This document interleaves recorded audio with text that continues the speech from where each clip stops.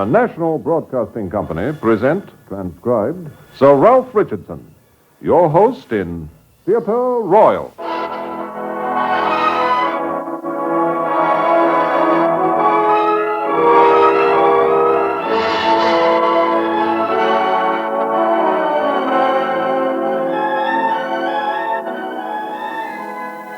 This is Ralph Richardson. From time to time, I'm inviting some of my friends from the theatre to join me as my guests in this program. And today, I'm very happy to welcome an actor whose recent work on the stage, and particularly on the screen, has made him one of the best known and best loved of our stars. I refer to Alec Guinness. He has chosen to appear in a role created by the late H.G. Wells, a part which, in my opinion, might very well have been created for Alec himself. Well, here then is Alec Guinness, both as your storyteller and as Fotheringay in H.G. Wells' The Man Who Could Work Miracles.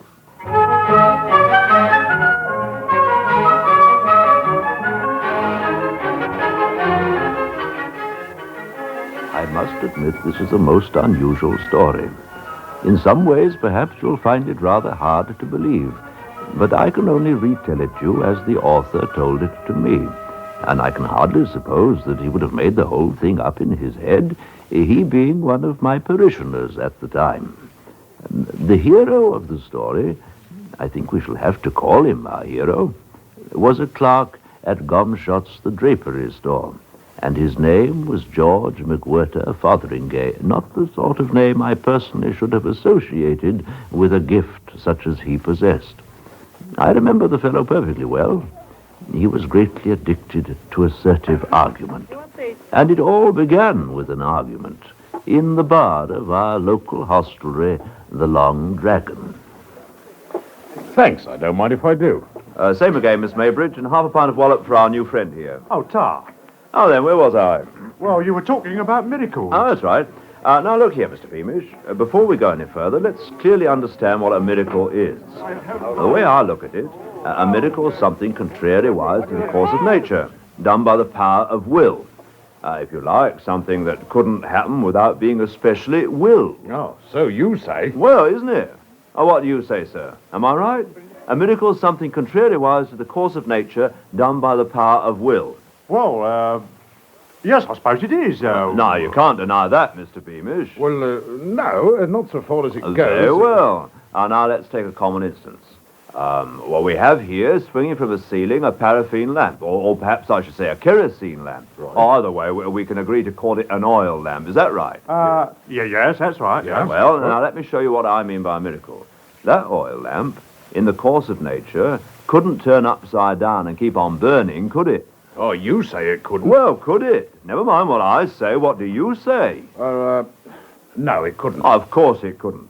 If the lamp turned upside down, it would go out in the course of nature. Any oil lamp would. Very well, then. Here comes someone, as it might be me, and stands, as it might be here, and says to that lamp, as I might do, collecting all my willpower, lamp, turn upside down in mid-air without breaking and go on burning steady. Good heavens, it has done. Here, upside down. Look how this is going to fall. Oh, no. I can't keep it up, my willpower any longer. It's along there. Get out of the way. Oh, George Fotheringay, you ought to be ashamed. What do you think you're playing at, coming in here and playing tricks like that? This is a respectable house, and we don't want anything like that in it. Conjuring tricks. Yeah, you silly fool. Might have set the whole place alight. Everyone accused Fotheringay of a silly trick and blamed him for causing a disturbance. They said it was nothing to be proud of, and despite his perplexity, he was rather inclined to agree with them. In fact, he was virtually asked to leave the premises, which he did. As he went home, he nervously watched the street lamps as he passed them. and it was only when he found himself sitting in his little bedroom in Church Row that he was able to grapple seriously with his memories of the occurrence. What on earth happened? I didn't want the confounded lamp upset. I'd have been burnt myself. But wait a minute. Perhaps I did want it to turn upside down. After all, I told it to do so. Perhaps just then, when I said it, I did will it to turn upside down without realizing. After all, while it hung there, upside down in mid-air, still burning with a flame pointing downwards, I felt somehow that it depended on me to keep it there without falling. Perhaps it was my willpower that did it after all. Well, I wonder if I can do it again. That candle on the dressing table. I wonder.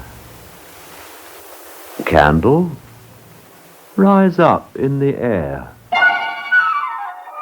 Oh!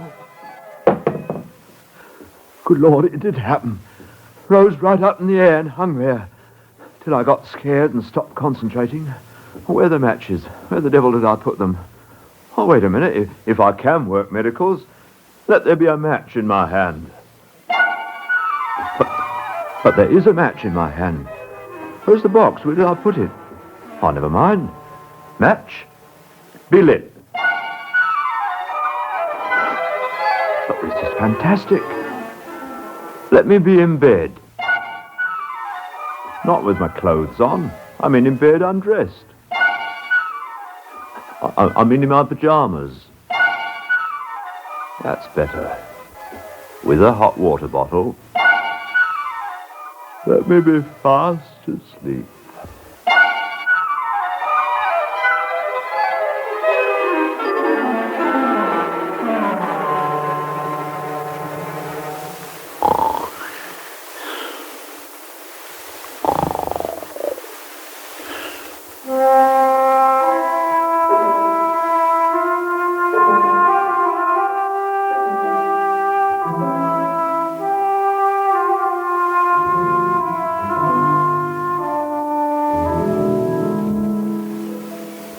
Fotheringay awoke at his usual hour and was pensive all through breakfast time, wondering whether his overnight experience might not have been a particularly vivid dream. At length, just to make sure, he turned again to cautious experiments. For instance, in addition to the 2 boiled eggs that his landlady served him, he also indulged in a delicious goose egg, laid, boiled, and served by his own volition. At last he hurried off to work at Gomshott's, the draper's, where he was employed as a clerk in the counting house. Here he is. Morning, Fotheringay. Morning, Jackson. Yeah, you were in rather good form last night at the Long Dragon. How do you mean? Rather chucking your weight about. I don't know what you're talking about. Robinson here was in there just after they threw you out. Threw me out? Nobody threw me out of anywhere. Maisie says you were drunk. Yeah, started to smash the place up for them. Quite a scene. Nothing of the sort. I left early, perfectly sober. Go on. You were drunk. That's why they had to throw you out. I tell you, they didn't throw me out. I left. At 9 o'clock? Never left that early before. Well, I did last night, anyhow. I was tired. Of course, after you'd had to pay for the lamp, I dare say you were just about cleaned out.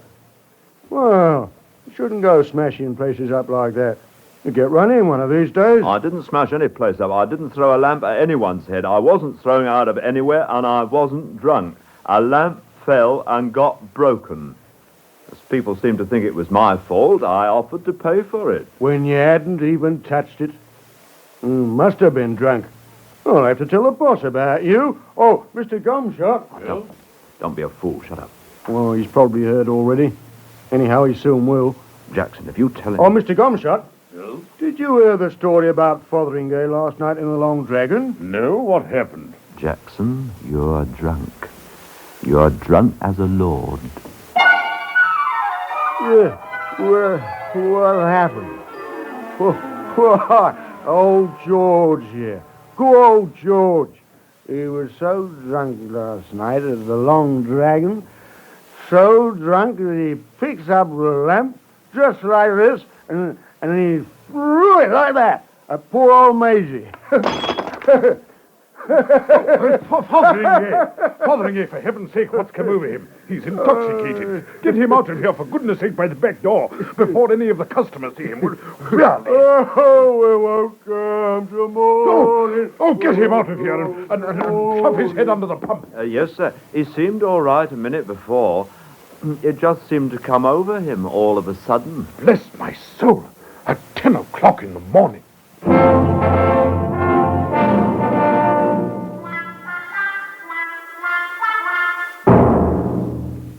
There seemed no doubt about it. Fotheringay had a most unusual gift.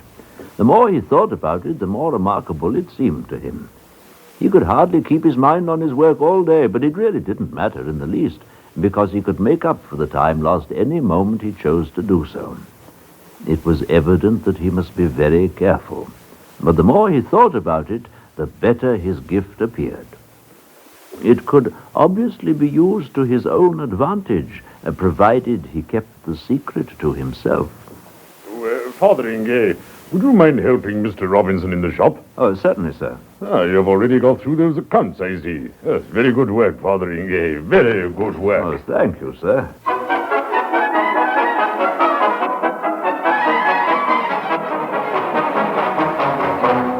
Really, I don't know which to have. And you're not helping in the least. The blue would make up very nicely, madam. The blue? Oh, don't be ridiculous. I wouldn't dream of being seen in the blue. Wouldn't dream of it.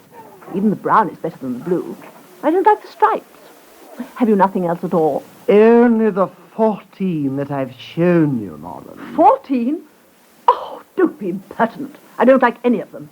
Well, young man, don't you stand there as well. Show me some bombazines. Are you sure none of these to your fancy, madam? The latest shades, I assure you. Of course they're not to my fancy. Take them away. I should like you to take the blue, madam.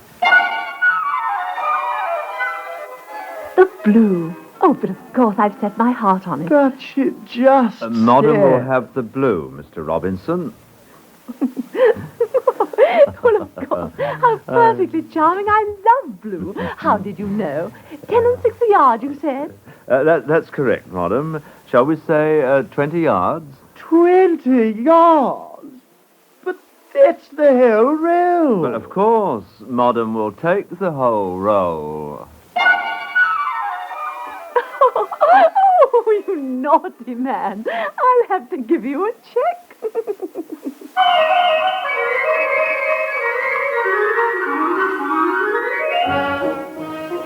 A man who could work miracles was obviously in a very advantageous position for self-advancement. But like everything else, the exercise of that gift called for a certain amount of practice. It called for caution and watchfulness. And it was in order to rehearse a few miracles in private that took George Fotheringay out that night down the quiet lane behind the gasworks.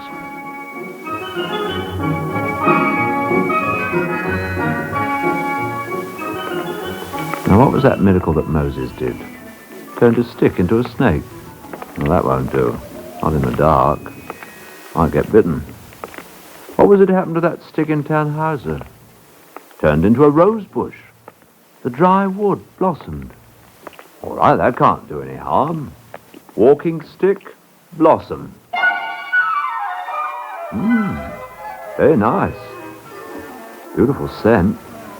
Well, rose bush, go back. Oh, it's gone. Oh! Oh, dear.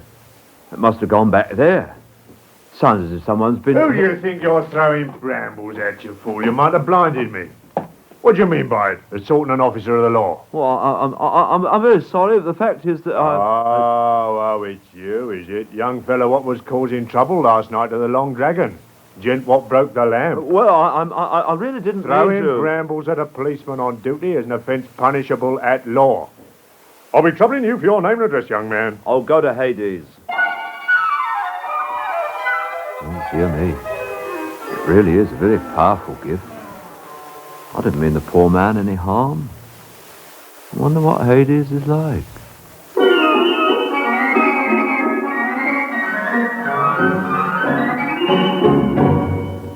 In a moment, we continue Theatre Royal with your host, Sir Ralph Richardson.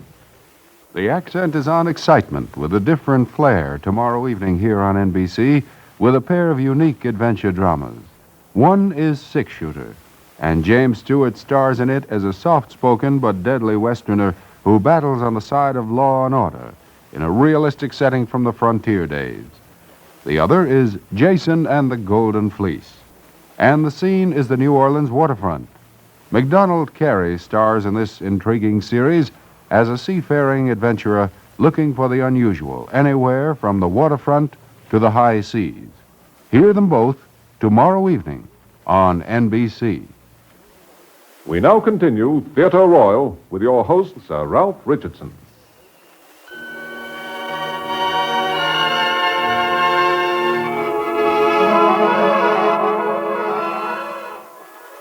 George Fotheringay performed no more miracles that night, nor did he trouble to see what had become of his flowering walking stick. He returned to the town, scared and very quiet, and retired unobtrusively to bed. And at breakfast the following morning, he could scarcely look his landlady in the eye. Warm weather we're having for the time of year. Oh, yes, indeed we are. The milkman was telling me this morning that as he came up the lane, behind the gasworks it was, he found a rose bush growing by the roadside in full bloom in the middle of November. He said he just couldn't believe his eyes. He was sure it wasn't there yesterday evening. Of course, I told him rose bushes don't just grow up overnight, do they? No, that's very true. Well, that reminds me, I must get a new walking stick. A new walking stick? What, have you lost your old one? Or has it been stolen, more likely? Crime. I don't know what this town's coming to. Now, poor Mr. Winch. Mr. Winch? Mr. Winch, the policeman, as used to be. Why, has anything happened to him? Vanished into thin air. They're dragging the river for his body this morning. Poor Mr. Winch. Well, I don't think they'll find him in the river, you know. Well, something's happened to him anyhow. Just vanished in the course of his duty, the milkman says, like it was off the face of the earth. Yes, I suppose it is, really. Oh, criminals, murderers. I'd make it hot for him if I had my way. Oh, I suppose they must have made it hot for poor Mr. Winch. Oh, well, if you do need any more to eat, just ring and ask me, Mr. Fotheringay, and this time... Yes, Mrs. Glue, thank you. Oh, dear. It didn't have to be Hades, after all. As long as it was far enough. P.C. Winch, come back out of Hades and go to San Francisco. And here's a new suit of clothes for you, in case your uniform got scorched.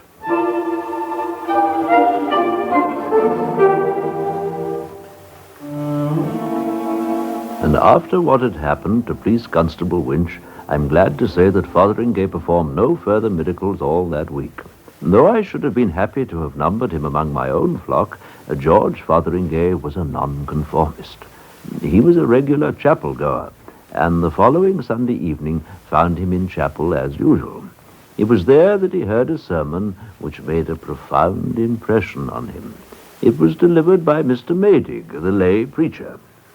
What shall it profit a man if he gain the whole world and lose his own soul? It's not lawful for us to take upon ourselves those acts which are not in man's normal power to effect. And whoso makes his bargain with Mephistopheles, that good may accrue from it to himself, shall find in the fullness of time that the price must be paid in full. Therefore I say unto you, my brethren... The tenor of that sermon threw an entirely new light on the gifts which Fotheringay had developed, and he decided to consult Mr. Maydig immediately after the service. It was in Mr. Maydig's study that he finally unburdened himself. I can only say that I didn't make such a pact with anybody. This ability to perform miracles, it just happened.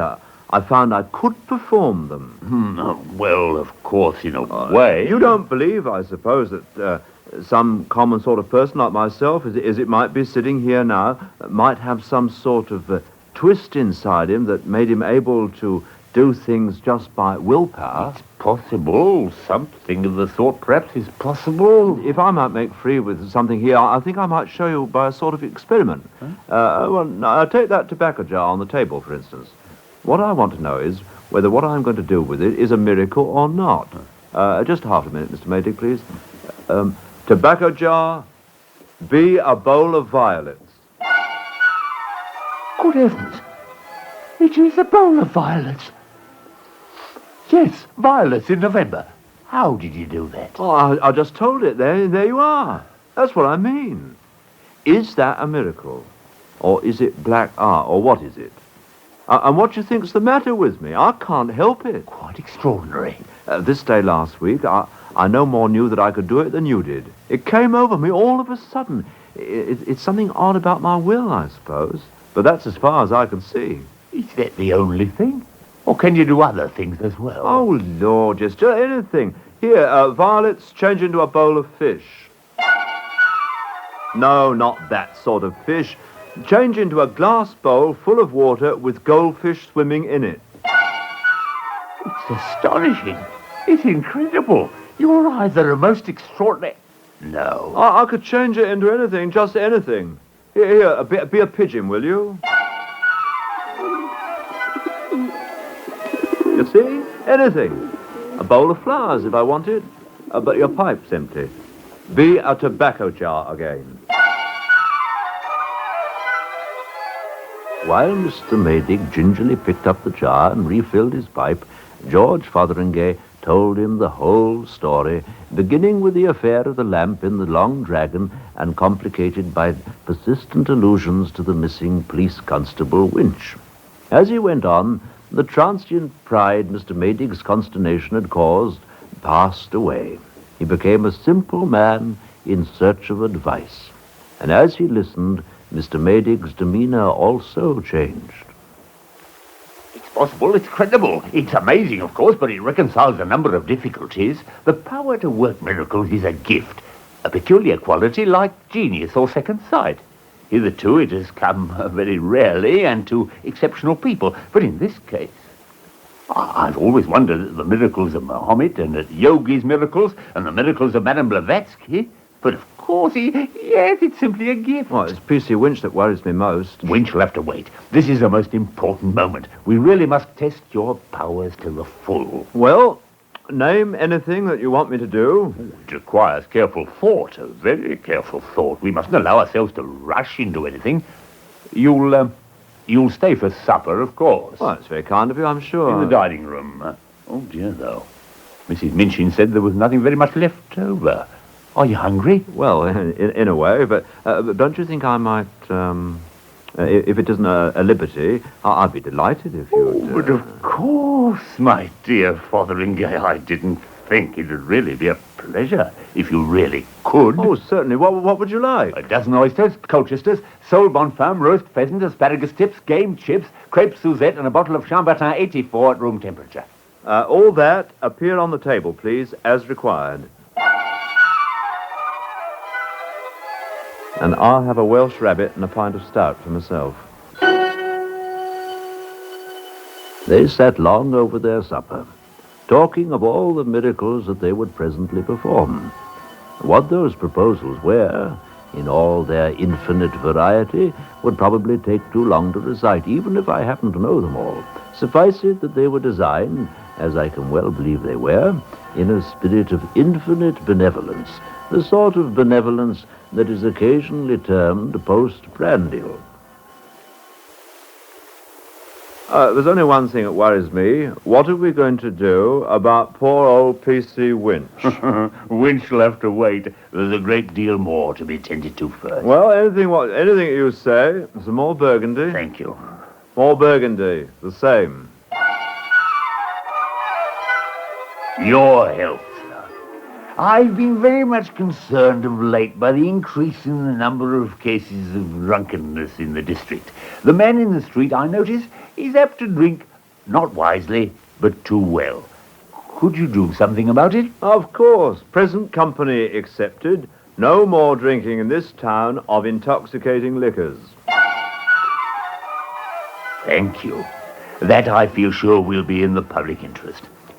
Perhaps you'd also better turn all the beer in the public houses into water, just to be on the safe side. I like beer. If you please, Mr. Fotheringay. Oh, very well. All the beer in the town turned to water.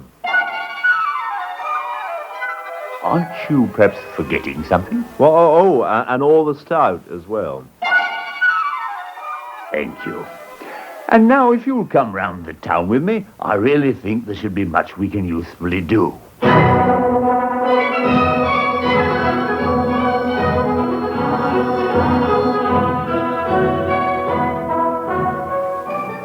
The small hours found them in the market square under the still moon in a sort of ecstasy of thaumaturgy.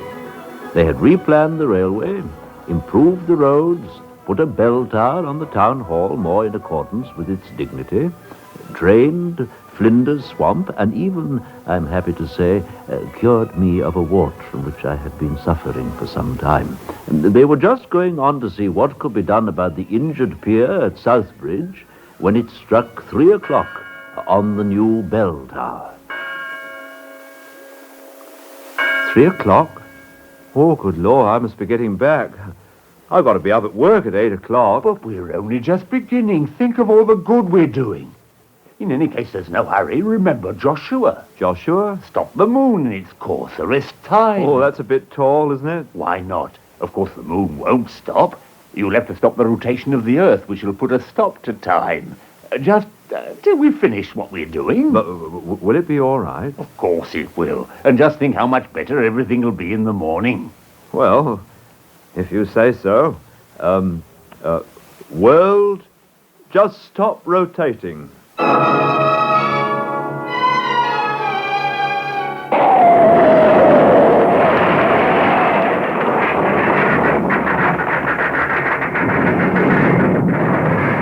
Oh dear, I thought something would go wrong. Maydig, Maydig, where are you? There's been an earthquake or something terrible. Maydig, Maydig. Perhaps I should explain what had happened. There hadn't been an earthquake in the ordinary sense of the word, but as the Earth rotates so fast that the surface is traveling anything up to 1,000 miles an hour, when George Fotheringay stopped it like that, everything on the Earth's surface was jerked forward more violently than if it had been fired from a cannon. Every human being, every house, every tree, all the world as we know it, had been destroyed. Luckily, with the sole exception of George Fotheringay. Well, there was only one thing for him to do. Dear, I wish I'd never started all this. Well, I'll see what I can do. World, let me be back before ever the miracles began.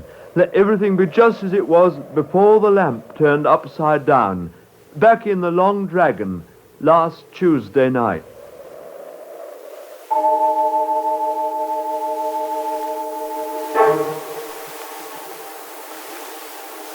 Very well then, here comes someone, as it might be me, and stands, as it might be here, and says to the lamp, as I might do, collecting all my willpower, lamp, turn upside down in mid-air without breaking and go on burning steady.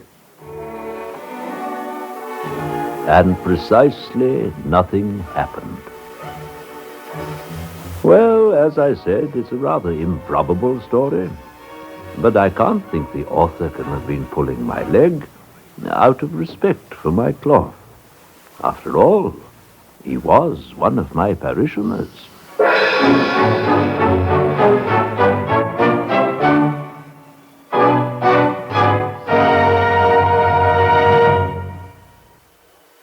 This is Ralph Richardson again. This week, in our play, taken from H.G. Wells' story, The Man Who Could Work Miracles, Alec Guinness